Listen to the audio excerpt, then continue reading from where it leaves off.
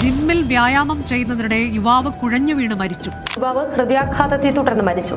ഹൃദയാഘാതം മൂലം യുവാവ് മരിച്ച ജിമ്മിൽ കുഴഞ്ഞു വീഴുകയായിരുന്നു. ഹൃദയാഘാതം മൂലം ചേലക്കര പുനീത് രാജ്കുമാറിന് ഹൃദയാഘാതം അനുഭവപ്പെട്ട ജിമ്മിലെത്തിയ യുവാവിന് ദാരുണാന്ത്യം. 24 വയസ്സുകാരി ഹൃദയാഘാതത്തെ തുടർന്ന് മരിച്ചു. ഹൃദയാഘാതം മൂലം ആലപ്പുഴ സ്വദേശിയോ ഹൃദയാഘാതം മൂലം മരിച്ചു.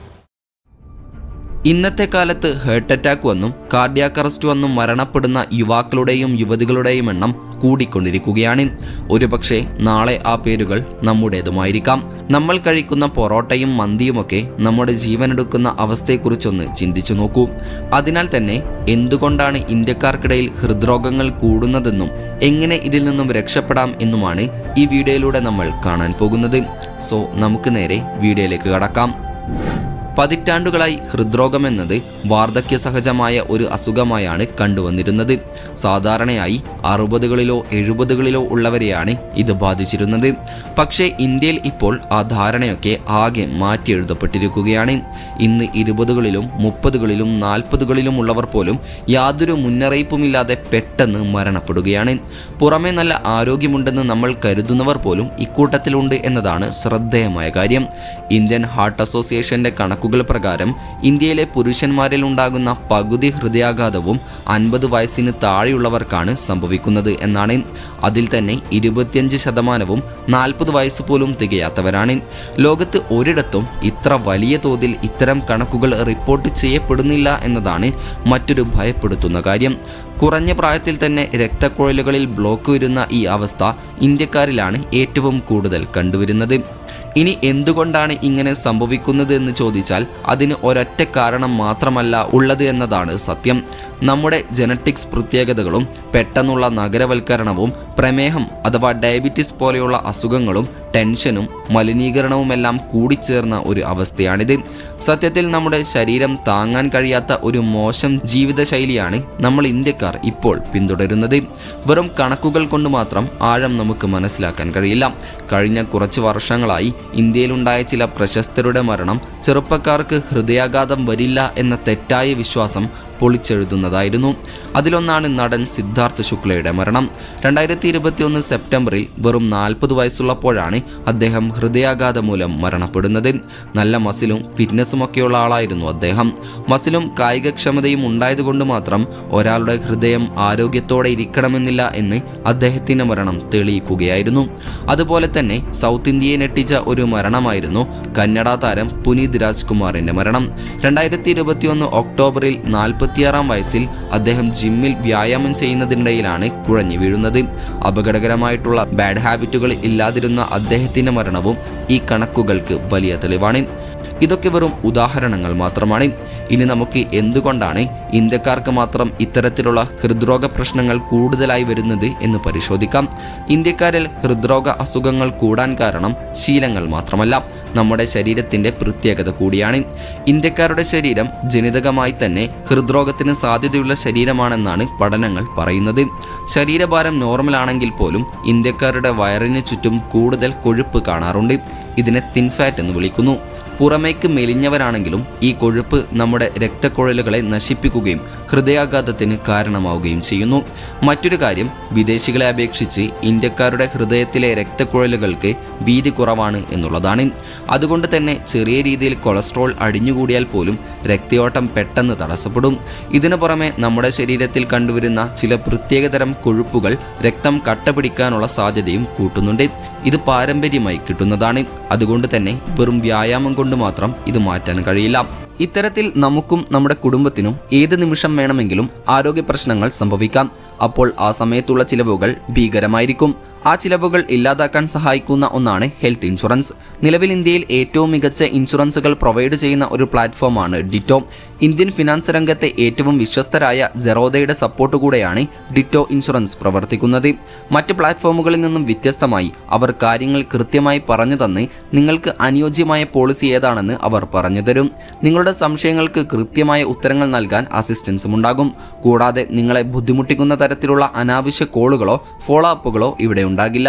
അതിനാൽ തന്നെ നിങ്ങളൊരു ഹെൽത്ത് ഇൻഷുറൻസിനെ കുറിച്ച് ആലോചിക്കുന്നുണ്ടെങ്കിൽ ഇവരുമായി ഒരു 30 മിനിറ്റ് ഫ്രീ കോൾ ബുക്ക് ചെയ്യും. ഡിറ്റോയിൽ എനിക്ക് ഏറ്റവും ഇഷ്ടപ്പെട്ടത് ക്ലെയിം സെറ്റിൽമെന്റ് സമയത്ത് അവർ കൂടെ നിൽക്കുമെന്നുള്ളതാണ്. കൂടാതെ പോളിസിയിലെ ഓരോ ചെറിയ കാര്യങ്ങൾ പോലും അവർ ബ്രേക്ക് ഡൗൺ ചെയ്ത് പറഞ്ഞു തരും. ഇതിനെല്ലാം പുറമെ അവരുടെ ഗൂഗിൾ റേറ്റിംഗ് 4.9 സ്റ്റാർസ് ആണ്. ഇൻഷുറൻസ് പോലെയുള്ള ഒരു ഫീൽഡിൽ ആളുകൾ പരാതി മാത്രം പറയാൻ റിവ്യൂ എഴുതുന്നിടത്താണ് ഇത്രയും നല്ല റേറ്റിംഗ് അവർക്കുള്ളത്. കൂടാതെ ഡിറ്റോയിൽ ഇപ്പോൾ മലയാളത്തിൽ കമ്മ്യൂണിക്കേറ്റ് ചെയ്യുന്ന അഡ്വൈസർമാരുമുണ്ട്. സോ നിങ്ങൾ നിങ്ങളുടെ ഭാവി സുരക്ഷിതമാക്കാൻ ഒരു ഇൻഷുറൻസ് എടുക്കാൻ ആലോചിക്കുന്നുണ്ടെങ്കിൽ ഡിറ്റോ ഏറ്റവും മികച്ച ഓപ്ഷൻ ആയിരിക്കും. അവരുടെ വെബ്സൈറ്റിലേക്കുള്ള ലിങ്ക് ഡിസ്ക്രിപ്ഷൻ ബോക്സിൽ നൽകിയിട്ടുണ്ട്. Do check it out. ഇതിനെല്ലാം പുറമെ നമ്മുടെ പാരമ്പര്യമായി കിട്ടിയ ശരീരപ്രകൃതിക്ക് ചേരാത്ത ആധുനിക രീതികളാണ് മറ്റൊരു പ്രധാന പ്രശ്നം. വളരെ പെട്ടെന്നാണ് നമ്മൾ അധ്വാനമില്ലാത്ത ജീവിതത്തിലേക്ക് മാറിയത്. പുകയിലയുടെ ഉപയോഗമാണ് ഇതിൽ ഒന്നാമൻ. സിഗരറ്റും മദ്യവും മാത്രമല്ല, ഇന്നത്തെ കാലത്ത് യുവാക്കൾക്കിടയിൽ കണ്ടുവരുന്ന വേപ്പിംഗ് പോലും ഹൃദയത്തിന് വലിയ ദോഷം ചെയ്യുന്നുണ്ട്. അതോടൊപ്പം ഇന്ത്യക്കാരുടെ ജോലിയിലെ ടെൻഷനും വലിയൊരു കാരണമാണ്. എപ്പോഴും തിരക്കും സമാധാനവുമില്ലാത്ത അവസ്ഥയും നമ്മുടെ BP കൂട്ടുകയും ഹൃദയത്തിന് ഡാമേജുകൾ വരുത്തുകയും ചെയ്യുന്നുണ്ട്. ഉറക്കമില്ലായ്മയാണ് മറ്റൊരു വില്ലൻ. 6 മണിക്കൂറിൽ കുറവുറങ്ങുന്നത് നമ്മുടെ ശരീരത്തിലെ ഹോർമോൺ നില തെറ്റിക്കുകയും ഹൃദയാഘാതത്തിന് കാരണമാവുകയും ചെയ്യുന്നുണ്ട് എന്നതാണ് സത്യം. നമ്മുടെ നാട്ടിൽ ജോലിയുടെ പേരും പറഞ്ഞ് ഉറക്കമില്ലായ്മയെ പലരും തള്ളിക്കളയാറുണ്ട്. പക്ഷെ സത്യത്തിൽ അത് ഹൃദയത്തിന് കൊടുക്കുന്ന വലിയൊരു പണിയാണ്. ഇതിനെല്ലാം പുറമെ നമ്മുടെ ഭക്ഷണ രീതിയും പാടെ മാറിയിട്ടുണ്ട്. പണ്ടത്തെ നാടൻ ഭക്ഷണങ്ങൾക്ക് പകരം മൈദയും പഞ്ചസാരയും അമിതമായ എണ്ണയുമൊക്കെയാണ് നമ്മൾ കഴിക്കുന്നത്. ഇത് കാരണം ഇന്ത്യ ഇന്ന് ഡയബറ്റീസ് ക്യാപിറ്റൽ ഓഫ് വേൾഡായി മാറിക്കഴിഞ്ഞു. ഡയബറ്റീസ് ഉള്ളവരിൽ ഹൃദ്രോഗം വരാൻ വളരെ എളുപ്പമാണ്. എന്നാൽ കോവിഡ് വന്നതിന് ശേഷമാണ് ഇത്തരം മരണങ്ങൾ കൂടിയതെന്ന് പലരും പറയുന്നുണ്ട്. വാക്സിൻ കാരണമല്ല ഇത് സംഭവിക്കുന്നതെന്ന് പഠനങ്ങൾ പറയുന്നുണ്ടെങ്കിലും കോവിഡ് വൈറസ് നമ്മുടെ ശരീരത്തിൽ ചില മാറ്റങ്ങൾ വരുത്തിയിട്ടുണ്ട് എന്നതാണ് സത്യം. രക്തക്കുഴലുകളിൽ വീക്കമുണ്ടാക്കാനും രക്തം കട്ടപിടിക്കാനും കോവിഡ് കാരണമായിട്ടുണ്ട്. ചിലരിൽ ഇത് ഹൃദയപേശികളെ നേരിട്ട് ബാധിച്ചിട്ടുമുണ്ട്. കോവിഡ് വന്നുപോയി മാസങ്ങൾക്ക് ശേഷവും ചിലർക്ക് ഹൃദയ സംബന്ധമായ പ്രശ്നങ്ങൾ ഉണ്ടാകാൻ ഇത് കാരണമാകുന്നുമുണ്ട്. അതുപോലെ നല്ല മസിലുണ്ടെങ്കിൽ ഹൃദയം ആരോഗ്യത്തോടെ ഇരിക്കുമെന്ന് നമ്മൾ ചിന്തിക്കുന്നത് ഒരു തെറ്റിദ്ധാരണ മാത്രമാണ്. പുറമെ ഫിറ്റാണെങ്കിലും ഉള്ളിൽ നമുക്ക് ബ്ലോക്കുകൾ ഉണ്ടായേക്കാം. ജിമ്മിൽ പോകുന്നവർ ഉപയോഗിക്കുന്ന ചിലതരം പൗഡറുകളും സപ്ലിമെൻറ്റുകളും ഹൃദയമിടിപ്പ് അമിതമായി കൂട്ടുകയും വലിയ അപകടമുണ്ടാക്കുകയും ചെയ്യാറുണ്ട്. കൃത്യമായി ഡോക്ടറെ കൺസൾട്ട് ചെയ്യാതെ ചെയ്യുന്ന ഹെവി വർക്കൗട്ടുകളും സപ്ലിമെൻ്റ് ഇൻടേക്കുകളും ചിലപ്പോൾ അപകടം വിളിച്ചു വരുത്തും. കഴിഞ്ഞില്ല, മലിനീകരണവും ഹൃദ്രോഗത്തിന് കാരണമാകുന്നുണ്ട്. വായുവിലെ വിഷാംശം നമ്മുടെ രക്തത്തിൽ കലരുന്നത് ഹൃദയത്തിന് ദോഷമാണ്. ഇതിനൊക്കെ പുറമെയാണ് നമ്മൾ കാണിക്കുന്ന വലിയൊരു അശ്രദ്ധ. അതായത് നെഞ്ചുവേദന വരുമ്പോൾ അത് അസിഡിറ്റിയോ ഗ്യാസോ ആണെന്ന് കരുതി അവഗണിക്കരുത്. ആ സമയത്ത് ശരിയായ ചികിത്സ കിട്ടാത്തതുകൊണ്ട് പലർക്കും ജീവൻ നഷ്ടപ്പെടാറുണ്ട്.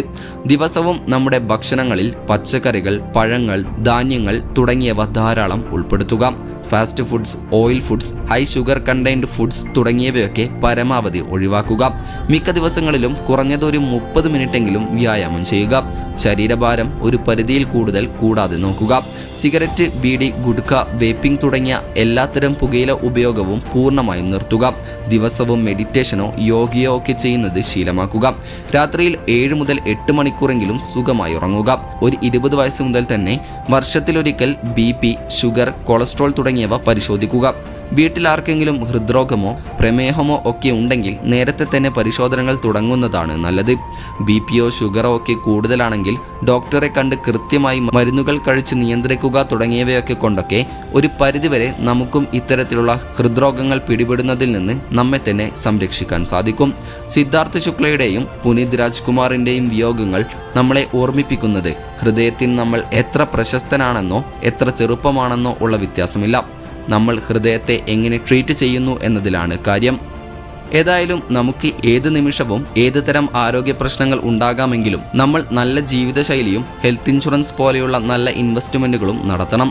അതിനാൽ തന്നെ മുൻപേ സൂചിപ്പിച്ച ഡിറ്റോ എന്ന ഇൻഷുറൻസ് പ്ലാറ്റ്ഫോമിനെ കുറിച്ച് മറന്നു പോകരുത്. മലയാളം അഡ്വൈസർമാരും ഈ പ്ലാറ്റ്ഫോമിൽ അവൈലബിൾ ആണ്.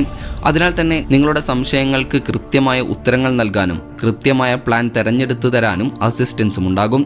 സോ അവരുടെ വെബ്സൈറ്റിലേക്കുള്ള ലിങ്ക് ഡിസ്ക്രിപ്ഷൻ ബോക്സിൽ നൽകിയിട്ടുണ്ട്. Do check it out.